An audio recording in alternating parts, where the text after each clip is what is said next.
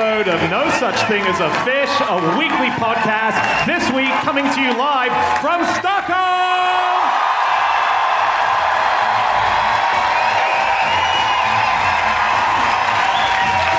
My name is Dan Schreiber, and I am sitting here with Anna Trzynski, Andrew Hunter-Murray, and James Harkin. And once again, we have gathered around the microphones with our 4 favorite facts from the last 7 days. And in no particular order, here we go. Starting with you, Andy. My fact is that Sweden has more than 4,000 cyborgs. Now, this will be a thing that I'm sure a lot of you know about. Are there any cyborgs in tonight? Oh my, really? All 4,000. Genuinely? Amazing. There's one over there, definitely. Cyborg there. Now, with your massive metal hand you just put in the air. Are you actually? What have you got? Chip implant. So you have a chip implant in your hand, an RFID little chip implant. Cool. Very I nice. need to trash a lot of the abusive stuff I had. That's so cool. Wow, so we've got cyborgs in the audience. This is a different gig to any gig we've ever done before. So this is it. Sweden is going cashless. A fifth of people in Sweden don't use ATMs anymore. And so more than 4,000 people in the country have these little microchips, and it lets them pay for rail travel and for food. And official rail firms, register your hands, and you can just pay with your hand. And you can order DIY kits, and sometimes people do it at parties. They have implant parties. Really? Yeah. It's chip and beer parties, they're called. Fish and chips party. You can have... I don't know if that happens. I just made that one up. But if it doesn't, please start it. You, Cyborg, get on it. It's been around for a while, hasn't it? People have been trying to make this catch on, and it feels like it is happening. So I think there was a girl called Left Anonym, and I can't remember where she was from, but this is in about 2010, and she realised that a lot of the technology that people were advertising to have sort of implanted was quite expensive. It cost a few £100, and so she was one of the pioneers of sort of biohacking yourself, and she just started inserting random things under her skin. At one point, she said she inserted some device that she'd sort of made using a vegetable peeler and vodka to sterilise herself. Wow. But now she's quite famous, so... Sorry, she didn't put a vegetable peeler inside her body. Because it wouldn't work if it's inside your skin. No. You wouldn't be able to peel anything with that. No, the first thing that's peeling is your own skin. Yeah. No, it was I guess she opened up her skin with a vegetable peeler and then inserted a little techie device. Wow. Oh, look, desperate times. That's amazing. I almost became a cyborg myself. Did you? Yeah, back in England, I did a TV thing where I was talking about cyborgs, and they said, would you be up for having it's rice-sized little RFID chip implanted in my hand? Yep. And I said yes, and I went there, and the guy came, and he had it with him, and I got a call from my wife, and she said, if you become a robot man, you are not coming home tonight, and... Yeah, but you could just bash down the door, probably. No, so... I imagine. So I had to fake the thing. So I still got the injection. It's a big, scary injection. It's like a straw, and it goes in between your forefinger and your thumb. And I had it pushed right in, and I still have a scar from where I should be a cyborg. Okay, so what you're saying is, your wife said you couldn't do it. You still have a scar, but you really didn't do it. Yeah. And what powers was it going to give you? You can get on a bus and tap it like a Jedi, and it will just go boop, and you... But it doesn't work in the UK, does it? It wouldn't work in the UK. It's not officially recognised in the UK. I think if you cut out the whole chip from an Oyster card, it might... I presume Yes, it would work. it does. There was a guy who took out the chip from an Oyster card. He didn't put it in his body, but he put it on the top of a wand, and he dressed like a wizard. So, yeah. He used to walk up to the Oyster and go... Wingardium Leviosa! But there are lots of risks. It can go wrong. So obviously it's very safe to do, but there are risks with the human factor. So this last November, a writer for the website Vice, he got an implant and he wrote it up. And one of the first things you have to do with the one he had, you have to secure it with a PIN number. Unfortunately, he was at a party at the time, and he said... he woke up the next day, hungover, and he couldn't remember the PIN number for his own hand. But luckily he had it tattooed on his other hand. That is amazing. Yeah. But actually, some people think that it is the mark of the beast to have these things. You know from the Bible, the idea that there's a mark which tells you if you're the devil or something. Okay. And apparently, the passage in Revelation 13:15 says, "Also it causes all, both small and great, both rich and poor, both free and slave, to be marked on the right hand or the forehead, so that no one can buy or sell unless he has the mark." And that's kind of the idea, that these people want everyone to have these things, and you won't be able to buy things without it. Wait, what Satan's come to Earth to do is make sure we can get a free bus ride with our fingers. And also, He's got to start small. I haven't seen evidence of anyone paying with their forehead. I mean, you'd feel pretty stupid. No, well, that's what I was reading an FAQ by someone called Kyla Heffernan, because this person was talking about it was a company that was getting the people to have these chips. And one of the questions was, do you have to lose your hand if you lose your job? Which the answer is no. Okay.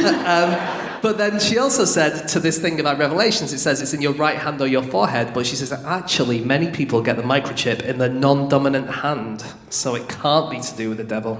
Well, I'm glad we finally cleared up whether or not it's the mark of the beast.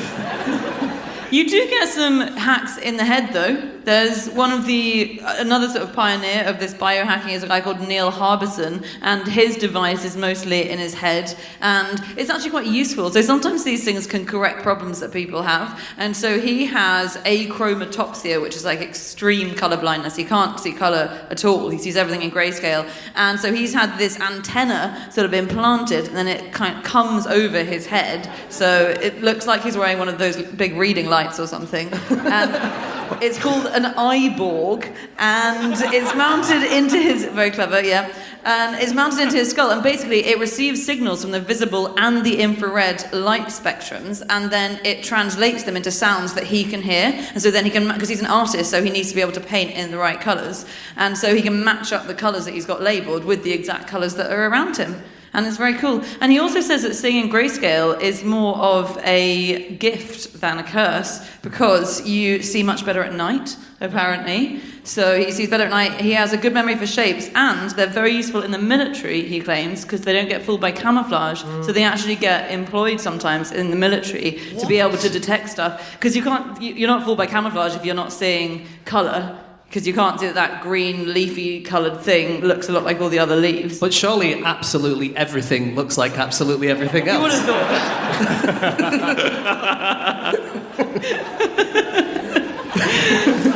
Yeah, I don't know if I trust Neil at all, but that's his claim.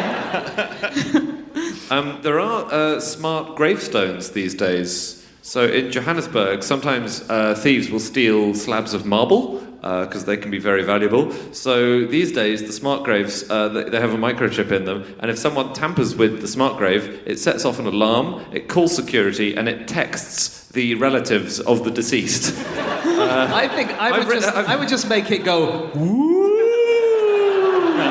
Get off my gravestone!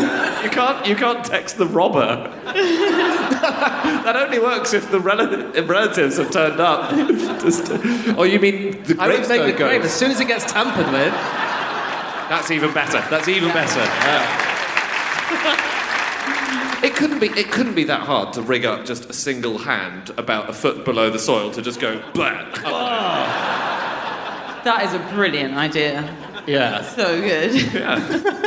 Although it is going to freak you out every time you visit your grandma's grave. Oh God, I knew I shouldn't have stepped on that bit.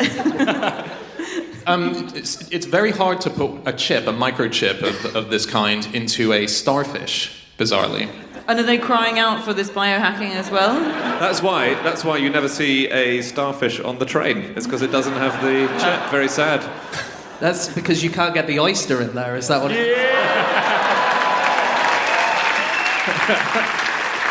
No, this was in a university in southern Denmark, and they put a microchip inside a starfish, and they came back to the tank a few days later, and it was laying there at the bottom of the tank, and they thought, that's so weird, it's expelled the chip from how did this happen? So they put chips into 53 other of these starfish to see what would happen, and they monitored it, and they noticed that it took days, but it just moved it slowly out the body, but not through the point of entry, which is the most obvious place for it to go back out. It went almost in the opposite direction, and it would move 10% of the distance from where it was put in every day to be expelled. And it has no problems doing it, no pain as far as they can tell. Maybe they thought that the people who put it in were guarding the entrance. Yes. So got to go out the back. I have a really quick fact about microchips and about the inventions of microchips. So this is a fact from the Times newspaper, and it's about transistors, the tiny switches that you get on microchips. So you used to be able to get thousands on, then you could get millions. These days, you can get 30 billion switches on an area of microchip the size of a fingernail.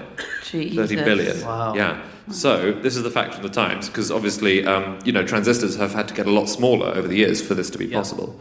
The fact is, if a house had shrunk at the same pace that transistors have, you would not be able to see the house without a microscope.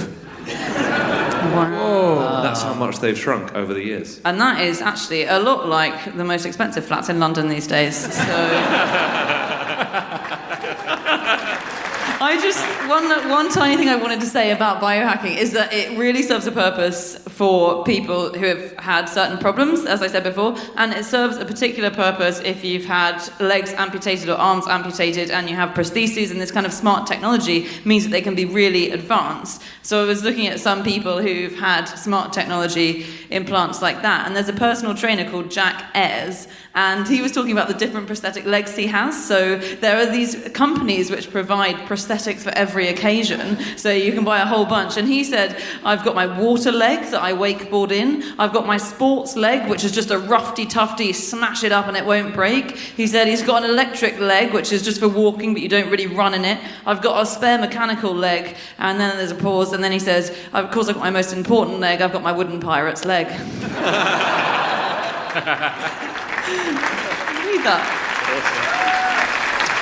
Okay, it is time for fact number 2, and that is James. Okay, my fact this week is that Queen Elizabeth I's ladies-in-waiting would try on her underwear every morning to make sure it hadn't been poisoned. What a quick-thinking excuse from that maid when the Queen came in. I wish I'd thought of that when my wife caught me that time.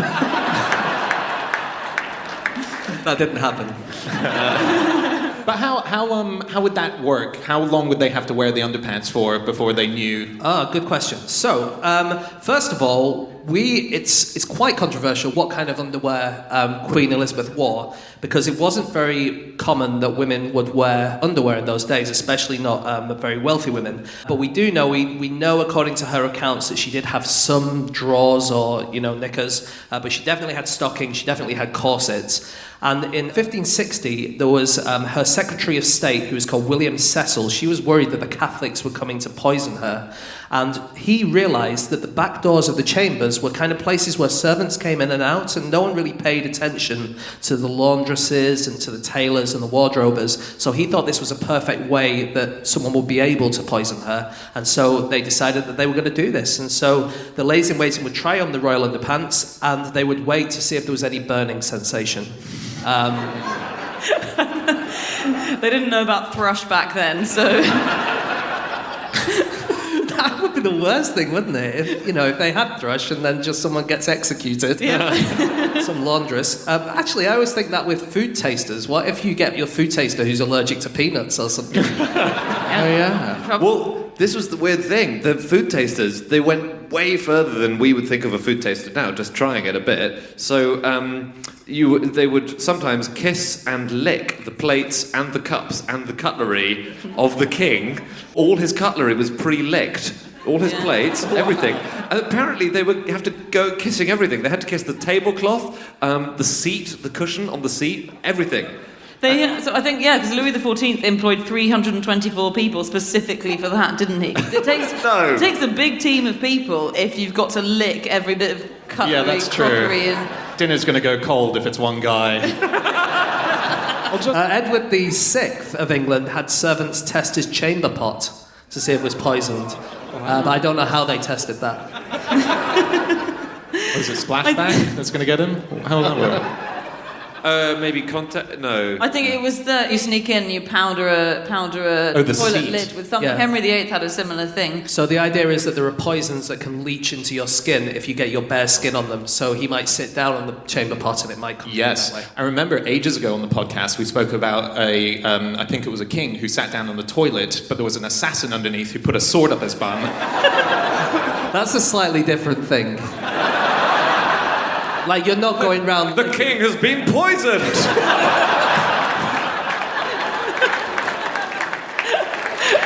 You're not getting like a taster who goes around and then he's got a massive sword through his tongue and he's going, oh, tried to lick the toilet again, did you?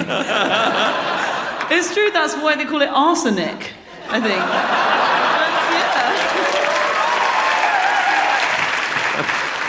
But she was paranoid, Elizabeth. Or actually, she wasn't paranoid, but it was Cecil who was paranoid, and so he was the person who looked over her final years. And he does sort of sound like a pervert, and I'm sure he wasn't, but when he makes this rule... He's not going to sue us now. You're right. He's a bloody pervert. So yeah, he ruled that all garments that touched her body bare would be circumspectly looked into. And he used to warn her about all these poisoning threats, which there were coming from all around the continent. She had lots of enemies. At one point, he warned her that they'd been threatened by the prospect of a poisoner who was going to be a burly Italian man with a black beard called Stefano. Just look out for that. So do you know the method that they had to detect poison? Because as well as testers and like the king's 300 official liquors, they had unicorn horns, or what were supposedly unicorn horns. Obviously they weren't. But you would wave it over your food like a wand at an airport, or a security wand. Or a tube station. Or a tube station. Like, imagine oh, yes, I got it. Nice. So they would wave it over food, and allegedly, if there was poison in the food, the unicorn horn would sweat and start shaking. And we now know what these were. They were the tusks of narwhals. You know, the narwhals? Yes. Whales. Yeah. And Pope Boniface had a stash of knives allegedly made from narwhal. Well, they were made from narwhal, and so if you touched your food and it had poison in, your cutlery would start to sweat. Yeah, and they would fully disintegrate if you poured something into them and they just fell to pieces or exploded. Then it was thought that was signified that something was poisoned. But they were sought after, and royalty loved them. So there was a British explorer called Martin Frobisher, and he did a big expedition, and he came back in 1577 with a 6-foot-long tusk, and he said it came from a unicorn of the sea, which again was a narwhal. And the way he tested if it had the ability to neutralise poison is he put a whole bunch of spiders inside it, and he said all the spiders had died, and therefore it's a poison tester. And Very cool. but Queen Elizabeth kept it next to the crown jewels, as like she Really? valued it that highly. Wow. You know Cleopatra? Yep. She killed herself supposedly with An asp. a snake biting her. But the story about her death is that she experimented first with the idea of poisoning herself with deadly nightshade, the plant. And apparently she asked a slave to try the juice, and she then observed the slave and found that the death was not as quick and painless as she would like. So she then went with the snake instead. Amazing. Okay, it is time for fact number 3, and that is Chazinski. My fact this week is that the world champion polo player builds swimming pools for his horses whenever they get injured. And it's so sweet, actually. Sorry, he builds a new swimming pool every time it gets injured. Yeah. I think he builds one for each new horse that gets injured, because you can't share a swimming pool as a horse. Not to contradict you, but I do think it's just one swimming pool that he gets them to swim in, because he has a lot of horses. He, in fact, I think, has the most privately owned amount of horses. He does, although you do have to have multiple pools. And in fact, so this is a guy called Adolfo Cambiaso, who's this amazing Argentinian guy who's been the world leader in polo for 22 years. Actually, I was just wondering, do you think he has misunderstood how to play water polo?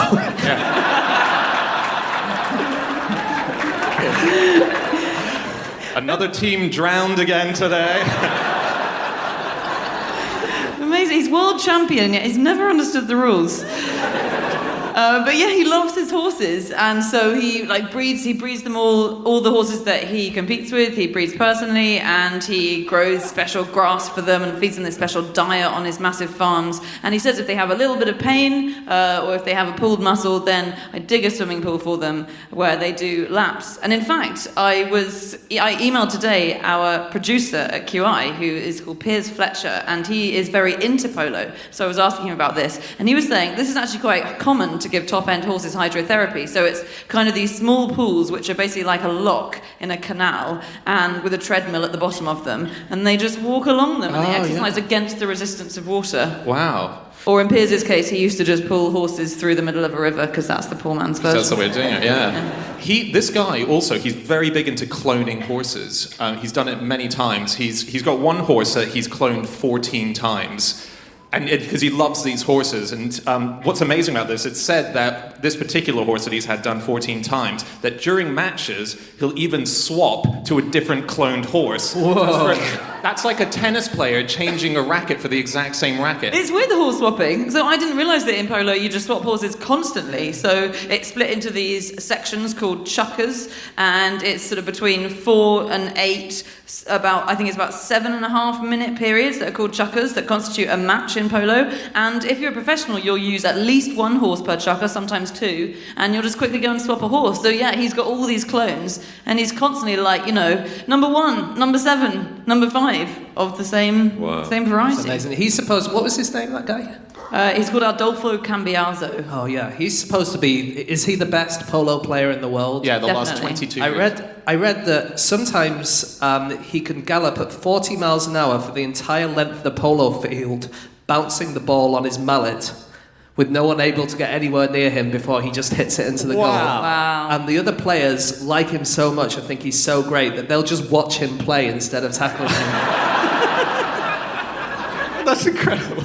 Imagine playing against Federer, just standing there and being like, that's fantastic serve. That's a great shot. This guy, Cambiaso, he's quite humble, because is he Argentinian, I think? Argentinian, He grew up like they on all a are. farm in Argentina.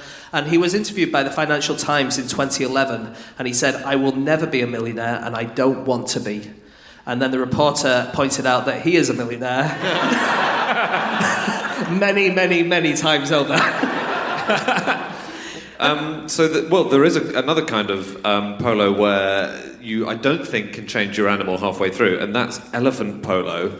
So I spent a bit of today, this happens a lot, particularly in Southeast Asia. So it's different in some ways. The mallets have to be a lot longer. That's one element of the game. Of course. Or the bowl would have to be massive. Yes. Or the elephant's tiny. So they chose that workaround, the long mallet, probably simplest. But I started reading the rules, the official rules of elephant polo today, and they're just quite nice, So they obviously have to have a rule for what happens if you fall off your elephant halfway through. They just stop. But also, you have to wear a traditional hat while you're playing elephant polo. That's really important. Can it be any traditional hat?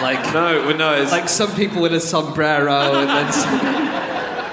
No, they're really strict. It has to be a solo topi or any other polo hat. There you go. It can be any hat. just have to wear a hat. You got to wear a hat. But it says here, should a player's or elephant driver's hat fall off, the game is not stopped, but the hat must be recovered immediately. Players and elephant drivers must not continue play without a hat being worn. I don't know why it's so important. What? Are you joking? You don't know why you need to wear a hat if you're riding in a quite violent and very fast-paced game on the back of an elephant?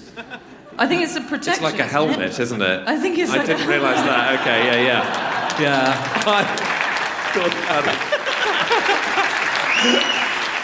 Are you going to look like a right dickhead when you come up with your sombrero? So they stop play if they come off, do they? Because in horse polo, you don't stop play if you fall off, but you did used to. So this is actually something that our friend Piers told me, that it used to be that as soon as someone falls off, you have to stop. But in 1936, a British player called Humphrey Guinness, so he was playing a match and he thought they were literally about to score. The opposition was about to score a goal, the ball was heading towards a goal, and so he just hurled himself off his horse. and you have to stop. So they had to disqualify the goal. And then after that, they said, maybe we should change that rule because these fucking British dickheads are involved. We're going to have to move on in a second, guys, to our final fact. If you really wanted to reclaim the traditional polo image, you could play kokboru, which is Kyrgyzstani traditional polo. So the ball is a dead goat. And the whole game is basically everyone's on a horse, and it's really tiring to play, obviously. Especially for the goat. Most of the game is just you and your team trying to pick up the goat, and the other team is also trying to pick up the goat, so you're just wrestling. It weighs about 40 kilos, this goat. Yeah. You just have to pick it up and carry it on your horse you have to sort of shove it under your leg in the saddle. That's a real sport. That's a really silly idea.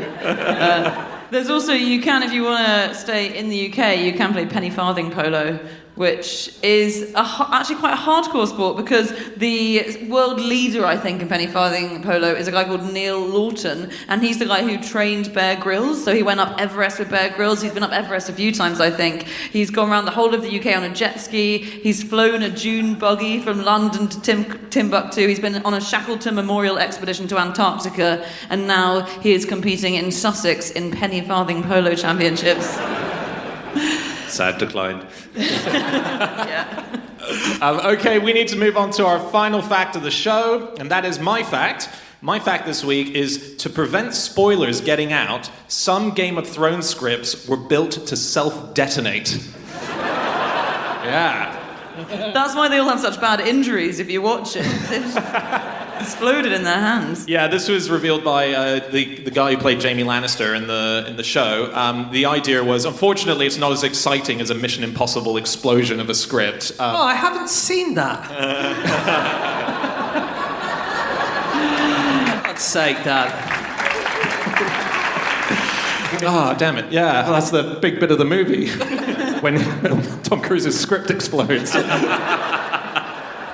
He didn't know any of his lines after that. Yeah.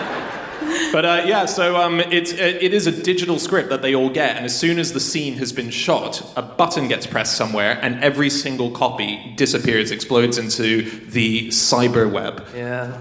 Sorry. Wow. I'm in a room full of cyborgs, and I used... Cyberweb. Slow down. Yeah, you're right. It's all digital now, isn't it? So it means that the only paper on set is Starbucks cups.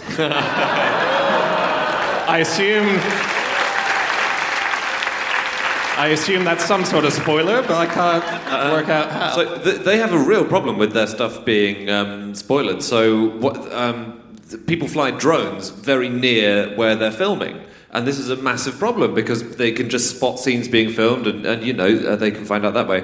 So what Game of Thrones did when they were making it, they filmed some of their scenes, they were in Northern Ireland, they filmed some of their scenes very close to Belfast Airport because it's a designated no-drone area. But surely it's also a designated no-dragon area.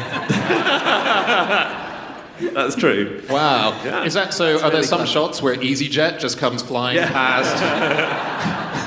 They also do have drone zappers for when they can't fly near Belfast. So it's a drone killer that can intercept, like it's a digital thing, it can intercept drones and immediately force them to land.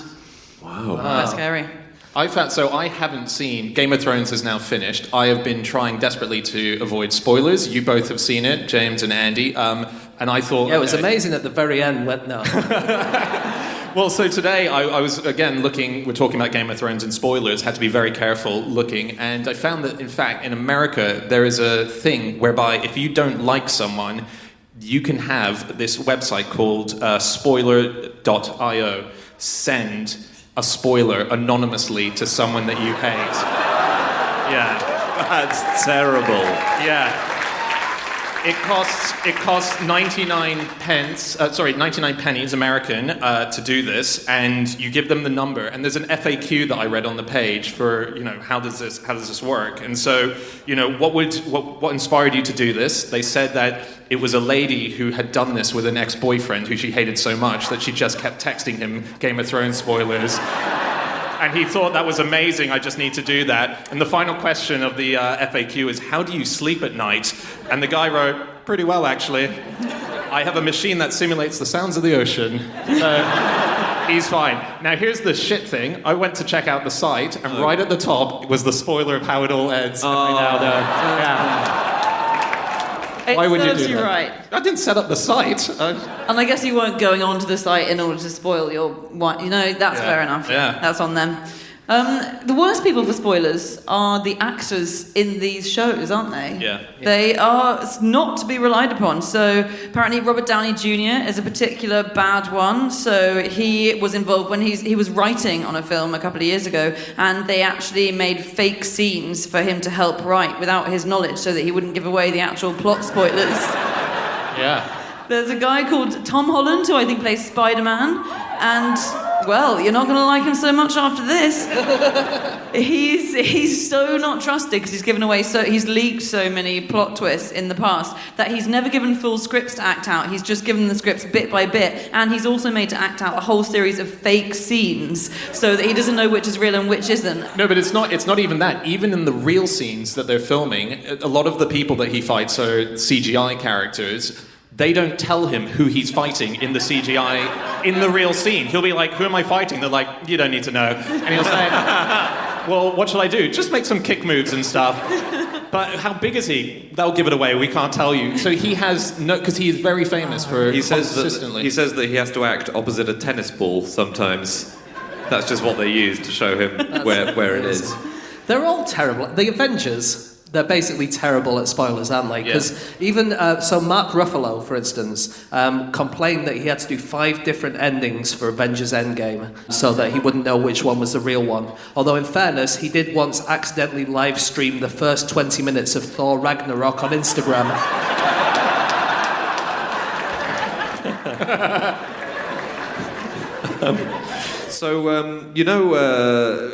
Am I allowed to spoiler Star Wars? Like the original trilogy, guys.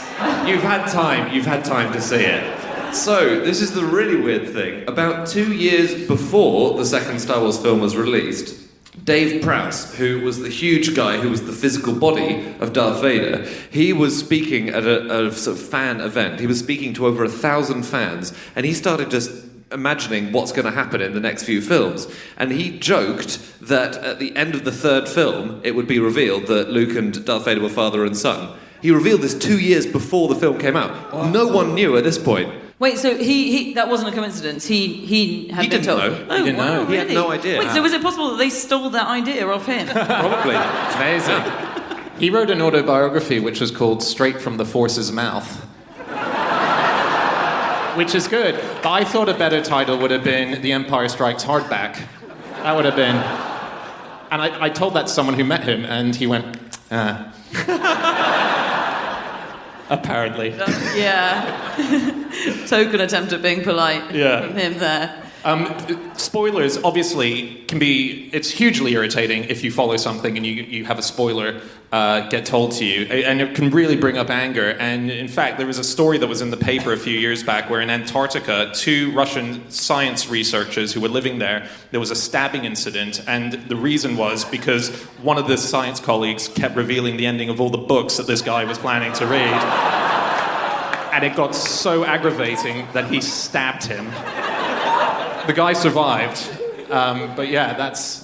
Well, things get pretty tense on Antarctica, don't they? Yeah. On spoilers, the first use of the word spoiler to mean what we mean it today, what it is today, was in 1971. It was in a magazine called National Lampoon, and the idea was they were going to put the spoilers of horror movies so it would reduce the risk of unsettling and dangerous suspense in the viewers. So if you didn't really want to be shocked by a movie, you could read these spoilers and it would tell you what was going to happen. Oh, really? So you're actually doing someone a favour? Yeah, it was their that was the idea, yeah. Well, there have been studies which have claimed different things about whether spoilers affect your mood and your enjoyment of the thing. Some studies say that spoilers make you enjoy a story more because you know what's going to happen, you don't know how they're going to get there. And another study has claimed that it makes you enjoy a story much less, and that you get really consistently you find it less fun. If you know what's going to happen. Wow. But the ones who say that you enjoy it more, I think are complete bullshit, I have to say, because they make you read a short story and they just tell you at the start what the end is, whereas the whole thing is that it's something that you've been invested in and built up to over weeks and weeks, isn't it? So you can't really simulate that. But then you love Dickens, of course, and they have spoilers at the start of every chapter, don't they? They tell you what's going to happen. They do, yeah, but it's not. I don't love him like for the thrill. I don't love him for the big reveals at the end of every chapter. Although that used to be such a big thing. So spoilers, sort of the idea of a spoiler came about in the mid-19th century, really, and the concept that might be a really bad thing to reveal the ending.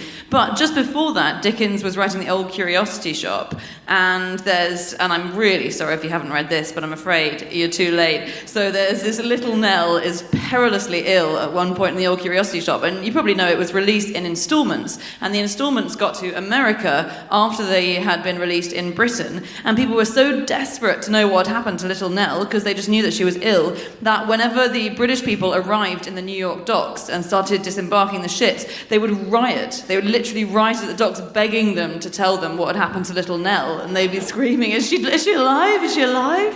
Wow. And you didn't give anything away about whether she was alive or not. No, I didn't. You're right, she dies.